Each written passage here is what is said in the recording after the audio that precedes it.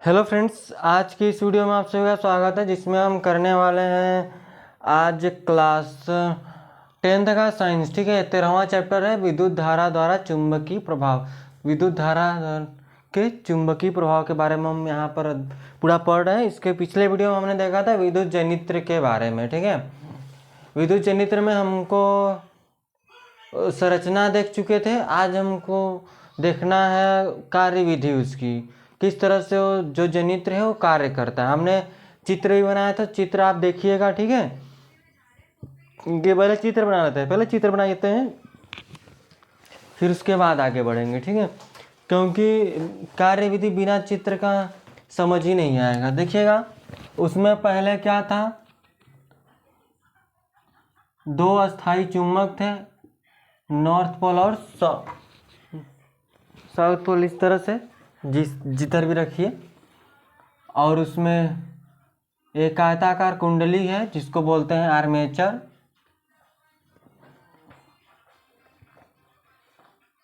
ठीक है,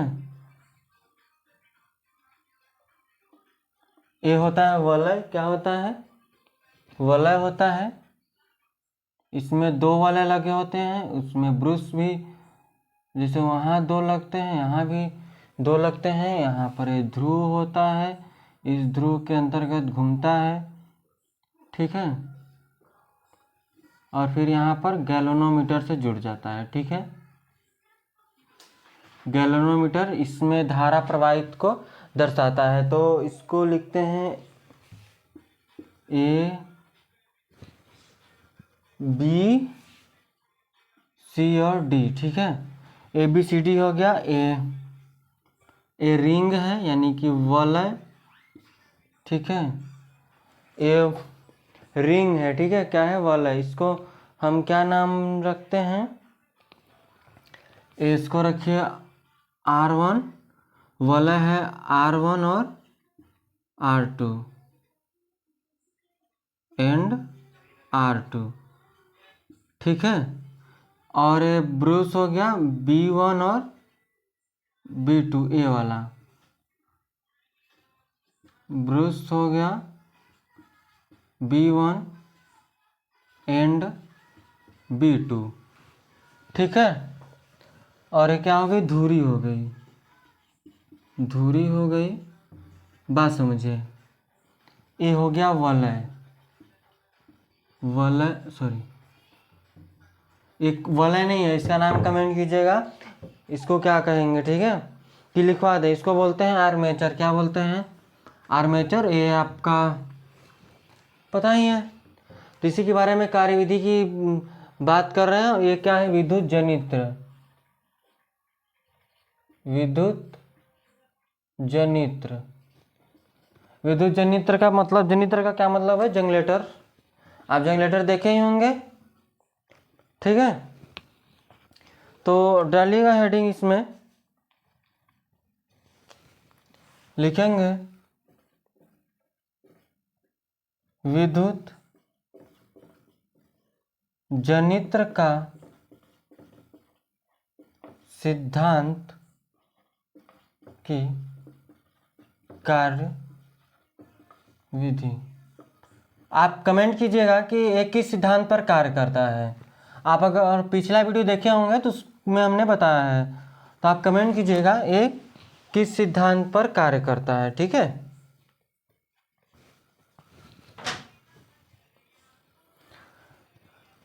तो इसमें पहला क्या होता है लिखेंगे इसकी कार्यविधि में। तो एक आयताकार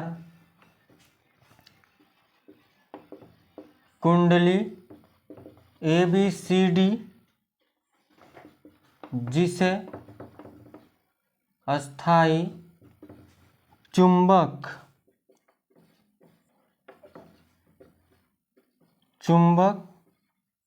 के दो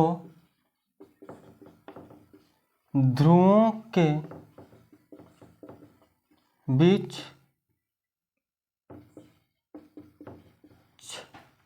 क्षैतिज रखा जाता है। एक आयताकार कुंडली ए बी सी डी को दो अस्थायी चुंबकों के बीच में रखा जाता है, जिसके समान ध्रुव नहीं होते, असमान ध्रुवों के बीच में रखा जाता है। ठीक है, लिखेंगे कुंडली की भुजा ए बी ऊपर की ओर तथा भुजा सी डी नीचे। कुंडली की जो भुजा होती, अगर देखें ना, यहाँ पर लिख लीजिएगा क्या कि कुंडली दक्षिणावर्त घूमती है, कुंडली को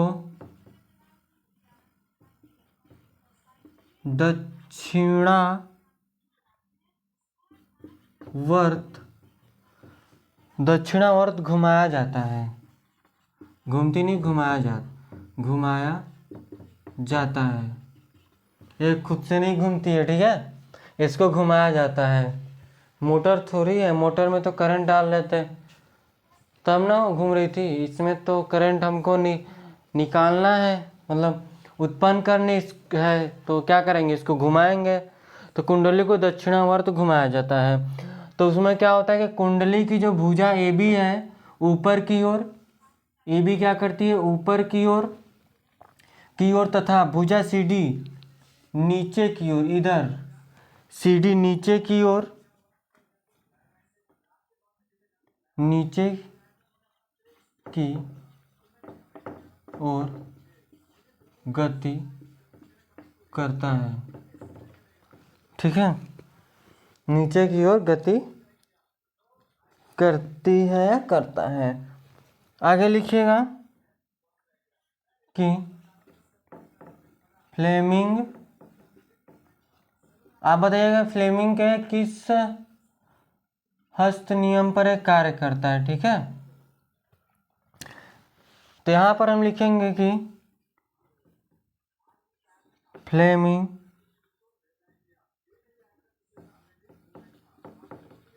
दक्षिण हस्त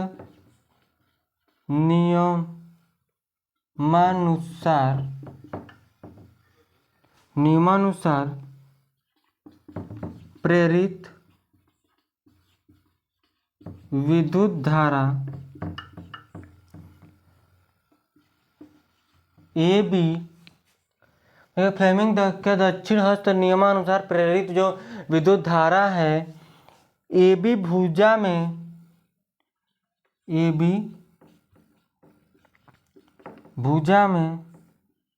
ए से बी तथा सी डी भुजा में सी से डी की ओर, सी से डी की ओर बहता है। क्या लिखा है कि फ्लेमिंग के दक्षिण हस्त नियमानुसार जो प्रेरित धारा है ए बी भुजा के ए से बी की ओर तथा सी डी भुजा में सी से डी की तरफ बहता है। ठीक है, फिर लिखेंगे प्रेरित धारा बाह्य विद्युत परिपथ में B1 और B2 की दिशा में प्रवाहित होता है। B1 और B2 की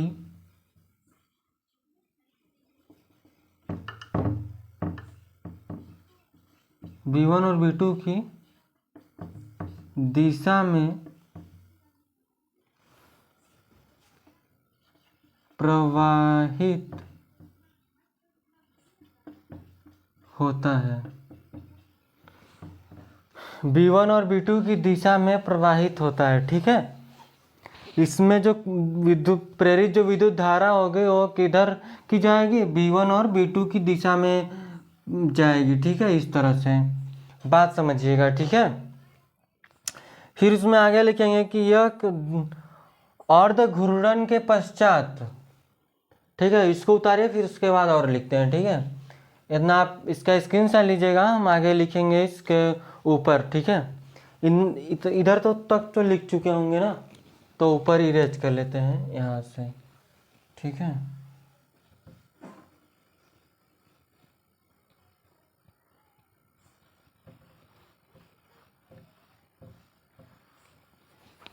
देखिए ये अर्ध घूर्णन के बाद क्या होगा इसमें कि अर्ध घूर्णन, अर्ध घूर्णन के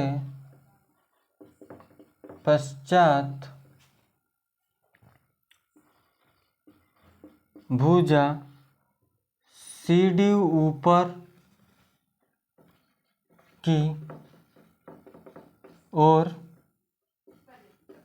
तथा भुजा AB नीचे की ओर जाने लगती है। जो अर्ध घूर्णन के बाद क्या होगा ना, जो CD भुजा है वो ऊपर की ओर जाने लगती है, और देखिए ऊपर की ओर तथा भुजा AB नीचे की ओर जाने लगती है अर्ध घूर्णन के बाद। जब वो आधा घूर्णन करेगा तब की बात कर रहा है। अब आगे देखेंगे इसमें कि लगती है, इसके फलस्वरूप क्या होगा, फल स्वरूप इन दोनों भुजाओं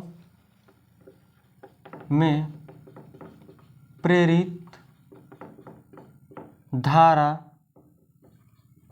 की दिशा परिवर्तित हो जाता है। जो इन कुंडलियों में क्या होगा कि जो प्रेरित धारा है, धारा की दिशा परिवर्तित हो जाती है, और DCBA के अनुदिश प्रेरित धारा प्रवाहित, देखिए क्या होगा जब इनके जब वो CD और CD ऊपर की ओर अर्ध घूर्णन में जब CD ऊपर की ओर और AB नीचे की ओर जाने लगती है, तो इसके फलस्वरूप क्या होता है कि इन दोनों भुजाओं में जो प्रेरित विद्युत धारा की जो दिशा है परिवर्तित हो जाती है, और BCA देखिए DCBA के अनुदिश प्रेरित धारा प्रवाहित होने लगती है। देखिए आगे लिखते हैं क्या, प्रवाहित होती है या होने लगती है।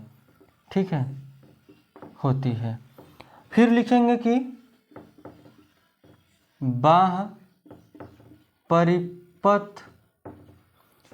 परिपथ में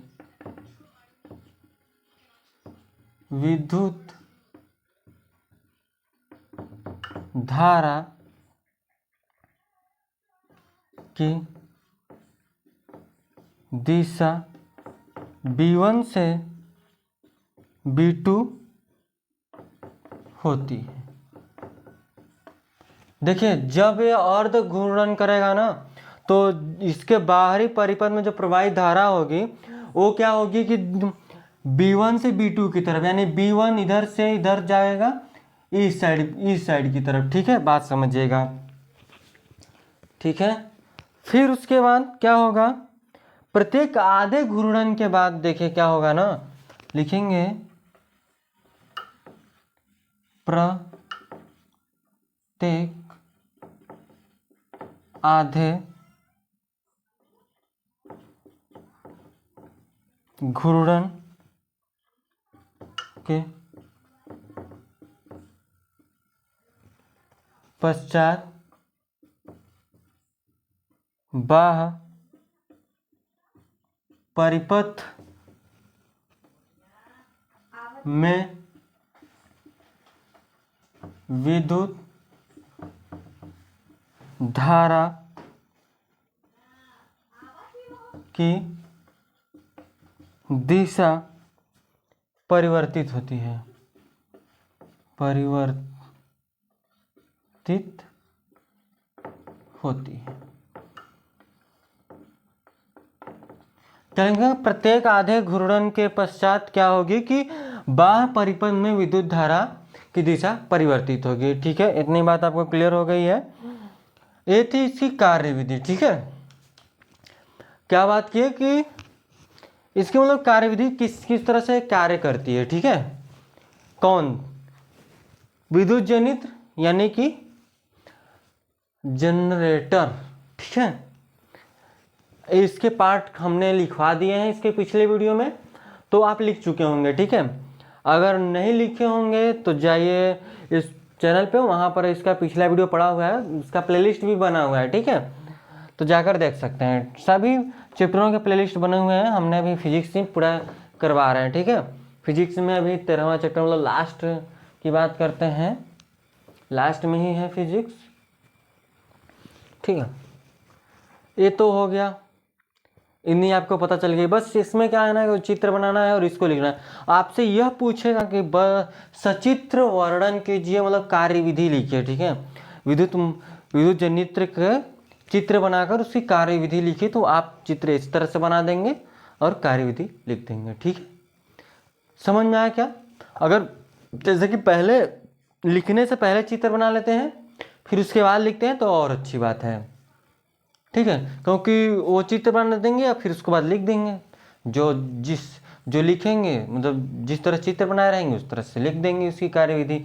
और आपको पढ़ के भी तो जाना पड़ेगा ना, जो बनाएंगे वही थोड़ी लिखना है, ये तो पढ़ना पड़ेगा। उसमें थोड़ी बताएगा कि इधर जा रही है क्या हो रही है। ठीक है, आधा चक्कर है लग रहा है, पूरा चक्कर लग रहा है। ठीक है, तो क्या करते हैं कि इसको इरेज करेंगे, फिर हम आगे बढ़ेंगे प्रत्यावर्ती धारा के पे। ठीक है, प्रत्यावर्ती धारा क्या होती है?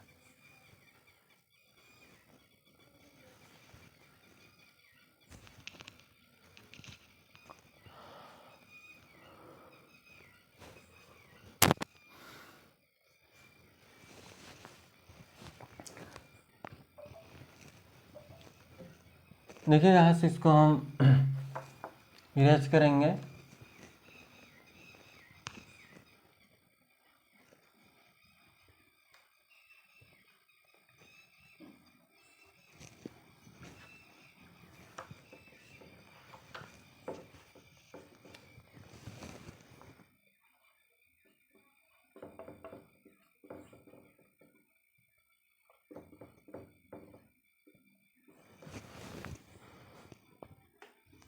किसके बारे में? प्रत्यावर्ती धारा के बारे में बात करेंगे। क्या बात कर सकते हैं कि ऐसी विद्युत धारा जो समान समय अंतरालों में के पश्चात अपनी दिशा में परिवर्तन करती है उसको हम बोलते हैं प्रत्यावर्ती धारा। प्रत्यावर्ती धारा को और किस नाम से जानते हैं?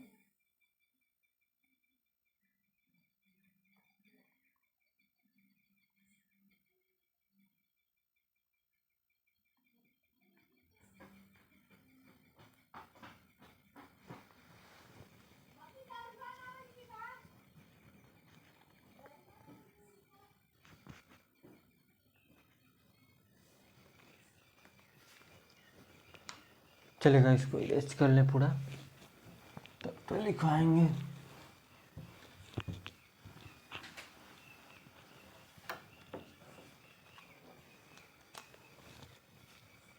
लिखेंगे ऐसी विद्युत धारा जो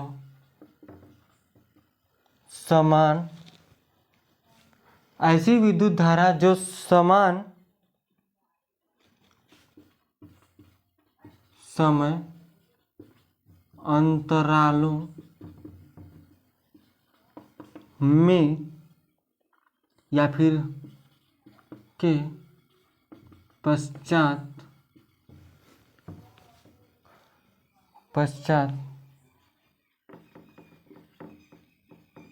अपनी दिशा में परिवर्तन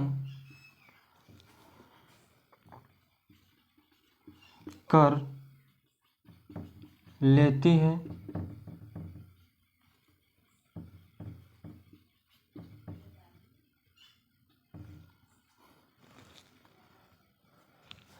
हमने क्या लिखा है कि वह ऐसी विद्युत धारा जो समान समय अंतरालों के पश्चात अपनी दिशा में परिवर्तन कर लेती है, उसको हम क्या बोलते हैं? प्रत्यावर्ती धारा बोलते हैं। लिखेंगे उसे प्रत्यावर्ती धारा कहते हैं। ठीक है, उसको क्या बोलते हैं? प्रत्यावर्ती धारा बोलते हैं। प्रत्यावर्ती धारा का लाभ क्या है? देखिएगा, प्रत्यावर्ती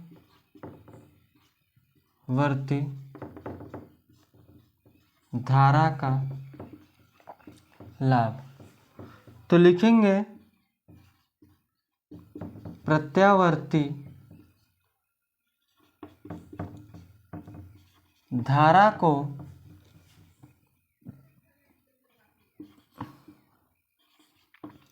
सुदूर स्थानों पर बिना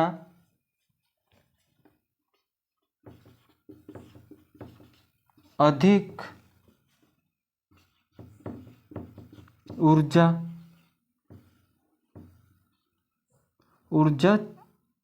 क्षय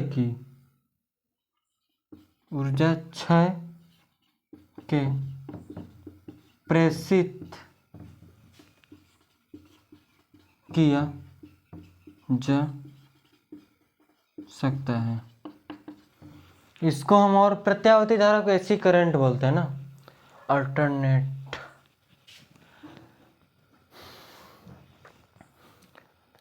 प्रत्यावर्ती धारा को सुदूर मतलब दूर दराज के स्थानों तक इसको पहुंचाया जाता है, आसानी से पहुंचाया जा सकता है बिना इसकी ऊर्जा क्षति हुए। ठीक है, और इसके बारे में प्रत्यावर्ती धारा की हानि के बारे में बात कर लेते हैं। इससे जब लाभ है तो थोड़ा बहुत हानि भी होगा, तो लिखेंगे प्रत्यावर्ती धारा को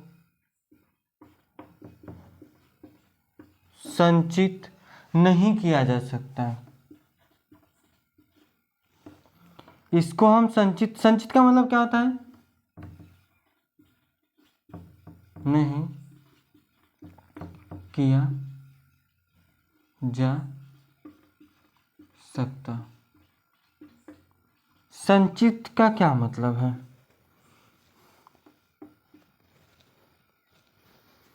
जैसे कि हम बैटरी में, जैसे कि हम क्या कर लेते हैं, डीसी करंट को, बैटरी चार्ज हो जाती है, डीसी करंट उसको बोलते हैं।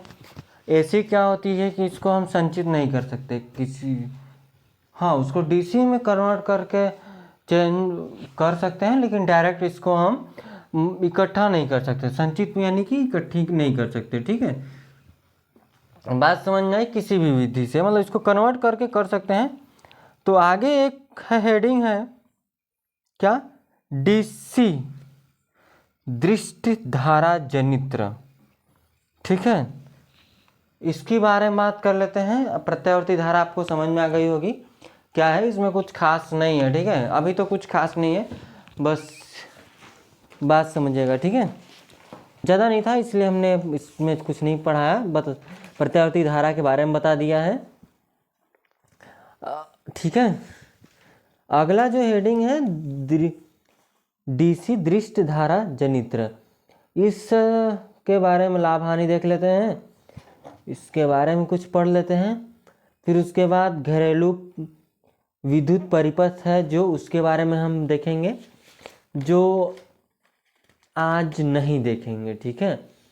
एक वीडियो और फिर इसके बाद समाप्त, ठीक है। नेक्स्ट वीडियो में आएगा घरेलू विद्युत परिपथ के बारे में हम पढ़ने वाले हैं। तो लास्ट हेडिंग डालिए आज का, डीसी दृष्ट धारा जनित्र। वह जनरेटर जो क्या करती है, डीसी करंट उत्पन्न करती है, ठीक है, उसके बारे में बात करेंगे। सॉरी,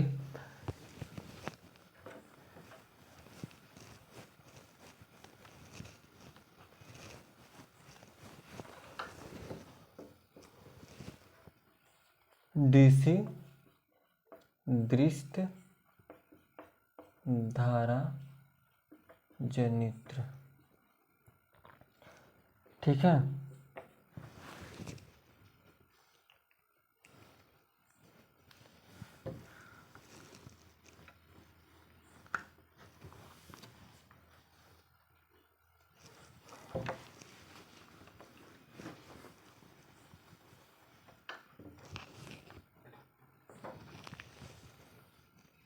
तो इसमें हम लिखेंगे जो दृष्टि धारा हम प्राप्त करने के लिए क्या करते हैं, लिखेंगे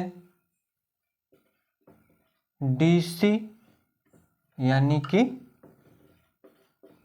दृष्टि धारा प्राप्त करने के लिए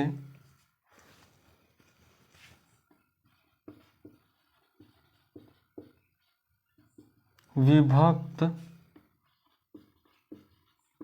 वलय प्रकार के विभक्त वलय प्रकार के दिक्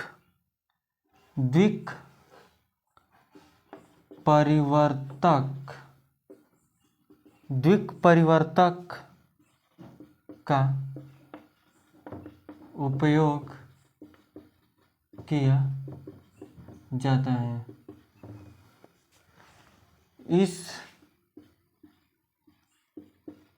इस प्रकार के दिक् परिवर्तक, इस प्रकार के दिक् परिवर्तक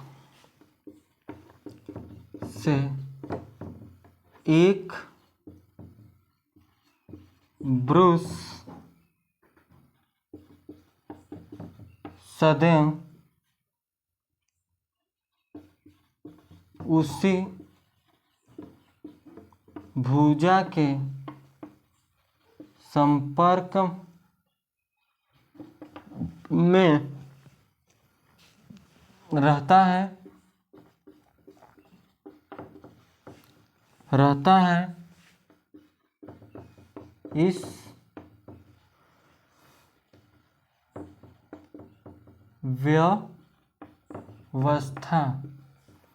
इस व्यवस्था से एक दिशा